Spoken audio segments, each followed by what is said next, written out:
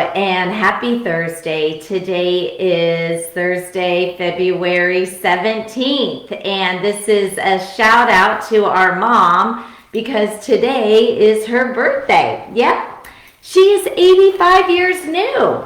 85 is like the new 70, right? Anyway, I so appreciate everybody coming on, and I am Jill Van Dusen, and this is my weekly Let's Get Real with Jill. And as you know, I have all kinds of different topics, anywhere from real estate, from lending to self-help, personal coaching, and this media was actually designed to kind of guide you, help you, or even promote some of our local community restaurants and those kind of things. But today, I actually wanted to share a personal story with you. So I'm just going to get right into it, and I appreciate you guys on. Michelle, I'm good? Yeah. Okay. So anyway, my sister, because she's pretty much living with me right now. Anyway, so I wanted to share with you a personal story, and it's about lessons learned from losing a loved one. So first of all, let me step back a moment. Over the last couple of weeks, I actually haven't been doing these Let's Get Real with Jill. I think I've had pre-recorded things on, and I just want to thank my marketing manager, Amy Compton, because she has kept me live on social media when I haven't even seen it. So this is actually, today was really the first day that I'm back on it. And so the reason why I want to even share my personal story with you, which just recently happened, is because of lessons learned. So this isn't really going to be about me. This is about me sharing my story with you, so that you can kind of maybe think about it, think hard about where you are in your position, where your parents are, where your grandparents are. And first of all, I'm just going to step back because about a year ago, it was a year ago in January. And again, you guys, I'm sorry, because I'm kind of all over the map. I really didn't have much prepared, except I wanted to share with you the lessons learned. So really kind of think about it, think hard about what I'm saying, and think about where you are, where your parents are, or where your grandparents are, or where you're going to leave your kids in the situation. So I'm going to step back. In January of 2021, our wonderful dad, Al, was diagnosed with stage 4 liver cancer. And I'm going to say this. In title, he is our stepdad. In life, he is our dad. He has been my dad since I was 9 years old. So I don't even like to use the word stepdad. So he is my dad. So our dad passed away, but I'm going to step back. In January of 2021, he was diagnosed with stage 4 liver cancer. Not stage 1, not stage 2, not stage 3, stage 4. So first lesson is when you see signs that there might be something wrong with your parent, or a loved one, if you see it, do something about it, because we really did see some things prior to that with legs being swollen and everything like that, and we should have asked him and pushed him or brought him to get to the doctor sooner. And with that note, on a side note, just remember this, he was our mother's caregiver, okay? So, January of 2021, our amazing dad, he went through chemo. He's like, I'm going to be here for a very long time. I am fighting stage 4 liver cancer. And our stepsister, Tammy, was there every step of the way at every single chemo treatment.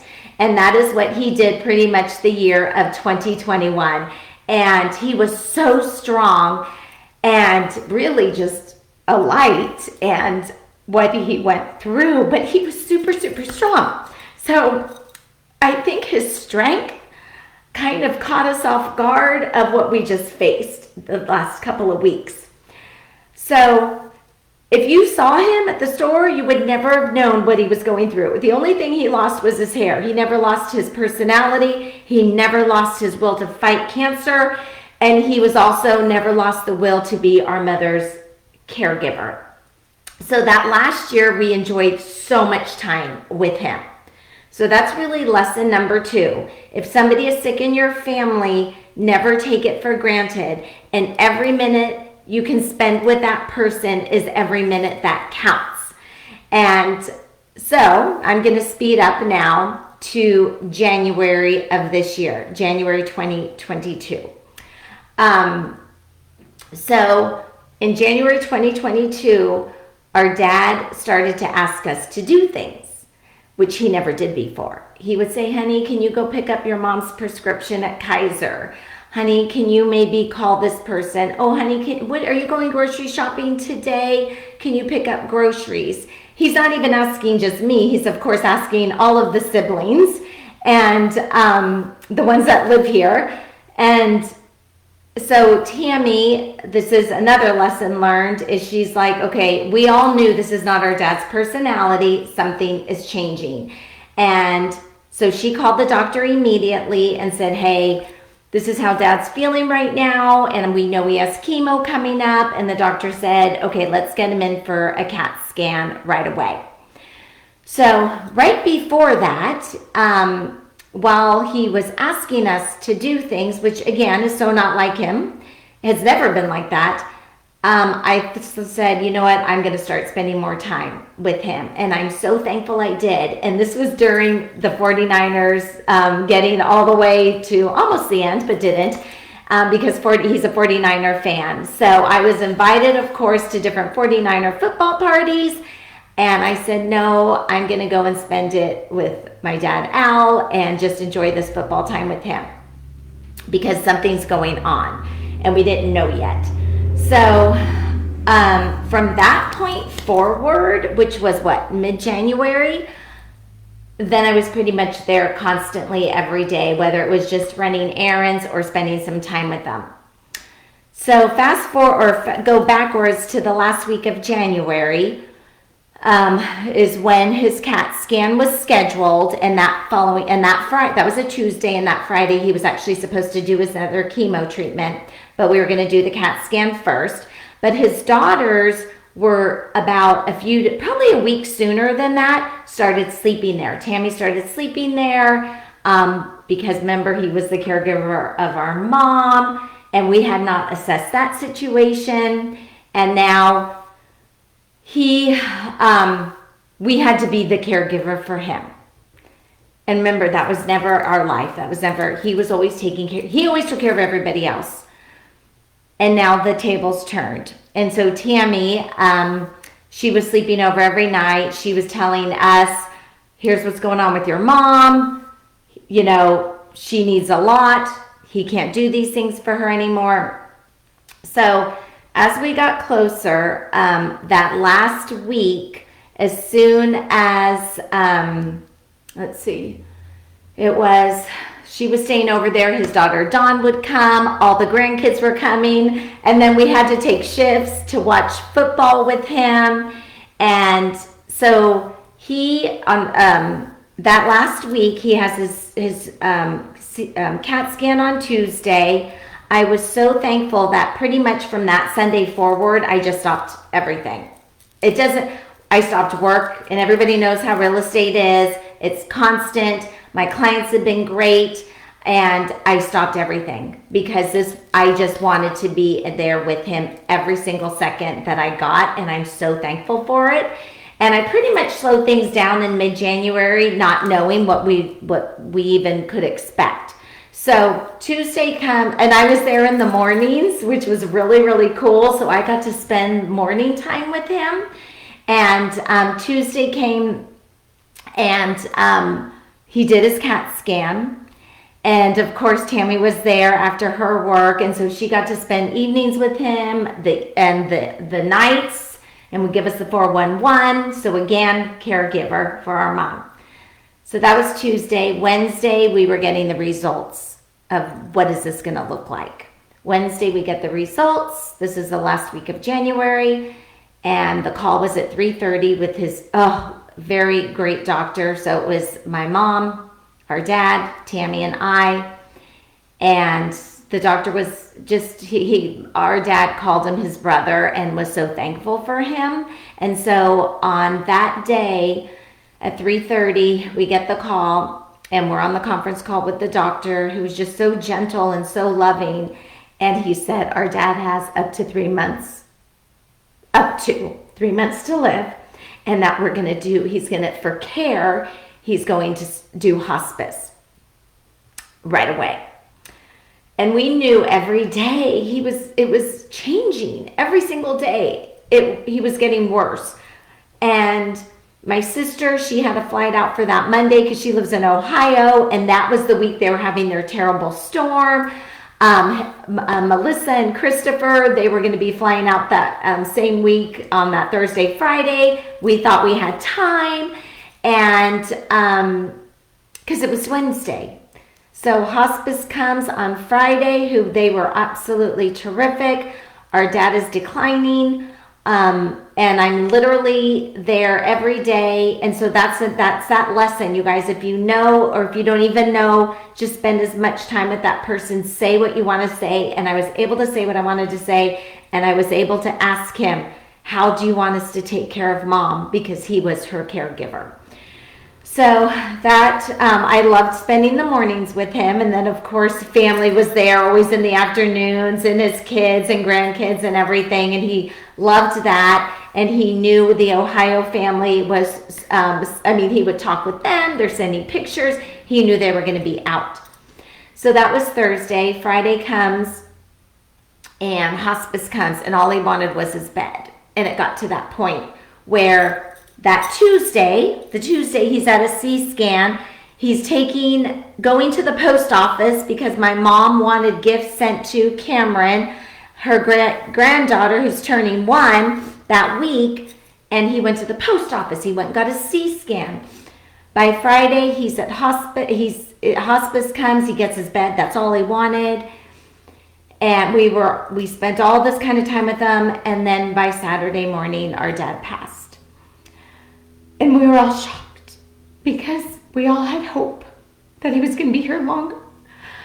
So anyway, and so many of you guys have been so loving, and I'm so sorry, but I just want to talk to you about the lessons learned. So here's the lessons learned. We all lose a loved one, I know. We all live, we all die. And my family and I, we have not even been able to really mourn. And I think today's really the first day. This is the first day I've had makeup on. This is the first day I even blow dry my hair. He died on February 5th, which was a very, like our second mom, Dorothy. It was her birthday, and she died of liver cancer years ago, and they were all best friends. So it's very ironic that he even died that day. So the whole point of this is if your parent is the caregiver, know what situation you are going to be facing and what is their financial situation. Thankfully, we know that. We've owned it for a couple of years, and we've done a lot of things proactive. So if you are think about your situation right now, whether it's you, whether it's your parents or your grandparents. Our mom needs a caregiver in her house every single day. And thankfully, my dad got them long-term healthcare insurance. So what does that mean? That means our mom can actually have somebody come to her house, help her every day, and the insurance company is going to pay for it, and then she's actually going to assisted living. So she's going to have her care for 90 days and then goes into a beautiful assisted living facility that she's actually excited about. Okay, so that's the lesson. So I really want you guys to think about this. Because unless you have $6,000 to $10,000 a month, I honestly don't know what would happen. They do have Medi-Cal, so have your loved ones also get on Medi-Cal. Our parents were approved for Medi-Cal a year ago, and we did all of that proactive. And we being the siblings, it's not me. This is we're a tribe together, and everybody has helped out. So get into Medi-Cal, get that approved, because as soon as that insurance money runs out, and it's going to run out, because our mom is healthy. She has ailments, but she's healthy. She doesn't have cancer. She's not fighting anything like that. As soon as that money runs out, she actually has to go through Medi-Cal, and she's going to be in another facility. So right now she has some good quality of life, and we pray that that's where she's going to be for the rest of her life. So other lesson, make sure your parents are on Medi-Cal. Make sure they have $6,000 to $10,000 a month. For my mother may need this for many, many years. We don't know. And then what happens in a couple of years if she has to go into a memory care facility? So make sure you know what their situation is. The other thing is make sure you also know their health situation, because now my sister and I and our other siblings are taking over, taking care of her, because we are now in the interview process of home care. So that's another thing, and I'll probably be ending up sharing that later too, about the importance of getting a really good home care person to provide for your loved one as well. And the insurance company pays for that. We don't have to pay for that. So that's what we're doing right now. So my sister has been here since February 6th, and her flight is February 26th. So she will be here 20 days. She's going to be back here in April for the celebration of life, and then she's going to be back here in May so I can go on vacation. So our lives are completely changed, and that's okay, but it's the preparation. And right now, I think what I would have done different is I would have started interviewing people to take care of our mom before this actual day. And that's a lesson learned. And so that we know exactly who to go to, because it is a process. And all the interviews our mom has to go through, and then the interviews that we're interviewing. So here my sister is not leaving anytime soon, because she cannot leave unless we have care for our mom, because we, the siblings, are taking care of our mother. So my sister was there all morning long, and she kind of allowed me the opportunity to work out and freshen up for today. And then she actually even got to run. And this is the first time we've even been able to take care of ourselves in a couple of weeks. Her date to leave is February 26th. She will stay longer if need be, but our goal is so that she can go home and enjoy her grandkids and family as well, because they miss her too. So that's very important. And then let me see. I think that was, and honestly, you guys, I'm just real. This is Get Real with Jill show, and I'm just getting real. Of course, we love our mother. It's her 85th birthday today. We only want the best for her, but it has literally taken a toll on our lives. And we want to be able to mourn our dad, because he has been the world to us. He was a gift from God, and he was a gift to our family since I was 9 years old. So the other thing that I want to say is, I can't thank the people enough who have totally supported us, and immediately right away, because we're not thinking. I have besties who have come up, who have done everything they possibly can. Look around, who was your tribe of people that are going to support you. I remember the morning that this happened, we were devastated, and I made a phone call, and within an hour and a half, we had breakfast from my girlfriend. She went and bought a ton of food, brought it over, had dinner over to us. Another friend of mine, she's on standby because she knows all the stuff that we have to also empty out of our parents' house. And that's another lesson learned, because that stuff that we have to face right now should have been to leave that to your kids. And the reason why I'm saying this, we're going to handle this. This is not a complaint, but I will not do this to my son. First of all, I'm going to have long-term health care, and I'm a minimalist anyway. I mean, I have barely anything in my office.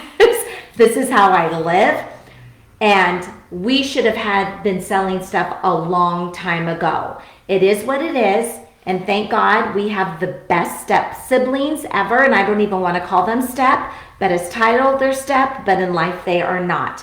And we are super, super, super close, and so thankful that we have this amazing family together. So back to my friends. They've all stepped up. They've been there right away. One is still on standby going, I'll help you, because I've been in your mother and dad's garage and helped them move out of their other house. So That's one thing. And then allow people to help. If people want to serve, don't take away a serving opportunity for them. And a very good friend of mine, Faith, she wanted to send a meal over, and I'm like, oh my gosh, absolutely not, don't worry. And she said, no, I am doing this. What's the best night? So again, that's another lesson learned. Don't ever take away somebody who wants to serve. People at this time want to help and they don't know how to help. And so if they want to reach out and help, just let them. And actually it was a godsend that came last night, and we really needed it. And sometimes I don't even think we do, and we did. So let people serve if they want to serve. The cards that we got, the flowers, oh my gosh, I just got that one even last night. You can see from Rena and Todd. This people reaching out, it just is giving such love and comfort to us, even if it was a card or a text. And that was a lesson learned from me, that when you hear about somebody that somebody's lost, I'm not just going to put it in one ear out the other. That's going to mean something. Where's going to be my opportunity to serve that person because when they need it most. So I think, and I just want to thank my siblings and my sister Michelle. And I know I don't have to thank her. I know she's right there because she's mourning also. She's in this with me. And it's hard, but she's staying here and she's not going to leave me at all until we have this done. And, but we will, because she's getting on that flight on the 26th because she needs to see her family too. And my step siblings, Dawn, Stacy, Tammy, Jeff, and then Aiden, who's been amazing. And of course, my amazing son, who was just devastated about this whole thing. And thankfully, his work schedule changed that week and he was able to spend the morning with Al, with his grandpa. So things happen for a reason. So I'm hoping that it was okay that I shared this story with you. And the other thing is that I really want to express is making sure that you're kind to others. When my sister Stacy and Aiden went to the store, the Nugget that day, to grab something super quick, the guy at the cash register said, "Are you okay?" And they said, "Well, no, we lost our dad." And the guy from the counter went over and said, "Just a moment," went and got a beautiful bouquet of flowers from the Nugget store and gave that to the cashier, gave it to them. So always be kind. Oh my gosh, I'm really nervous. My battery's going to go out. Oh, I have 8%. It should last. Because again, you guys, you never know what somebody is going through. So this whole peppy me that people think I am, I've been somber and trying to work through that, but I'm also processing. I'm allowing myself to grieve. I'm giving myself grace for not working out.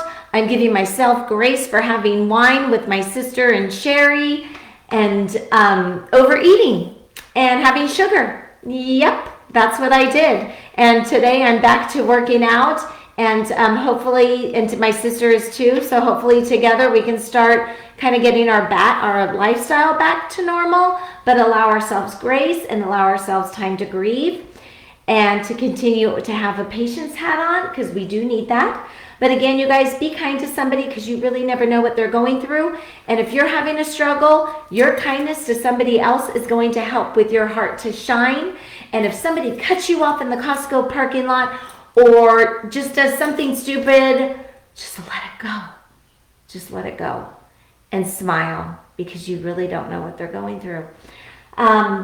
Anyway, so with that said, thank you so much for joining Get Real with Jill. I hope it was okay that I shared the story. And if you learned any lessons, let me know. I want to know. I was hoping that this would help you with your story and what your legacy is. And I also have a trust attorney on. I've had him on 3 times. So make sure you have a trust of your house. Long-term health insurance. That's what my girlfriends and I and my sister were looking into. And just what is this going to look like when you leave, what your children are going to be facing, or the person that you are giving care to. So a shout out again to my mom, our mom. Happy birthday. She's 85 today. She's expecting us anytime. We're going to go have a good birthday celebration with her. And then next week, I'm going to have Jennifer Edwards Robinson. I had her last year while she was just finalizing her book, and I can't wait to hear. It's called Bridging the Gap. And you know what's really cool about this? It's about building connections, and she's a leadership coach, building connections and bridging the gap. And I had no idea how many connections I had built within my tribe of all the support that we have received based on the loss of our dad. And you know what? It's really building bridges, because if we're on one side of a bridge, we need to connect to the other side of the bridge. Just because somebody might be of a different belief or a different culture, I want to know and understand. I want to go and cross that bridge and really understand what people are going through. What are they like in their shoes?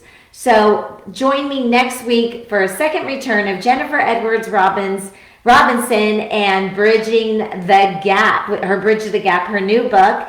And you know what? Think about it. Who's in your tribe? Who is in your circle? How are you giving to them? How are they giving to you? And maybe you might even need to make some changes in your tribe. All I know is I don't have to. I have such wonderful, loving, amazing friends. I appreciate all of you. I appreciate my sister Michelle. I appreciate our step siblings. I don't even want to call them that, really. Anyway, you guys have a great day. See you next week. God bless you. And just be safe out there. Talk to you later. And I'll see you next Thursday.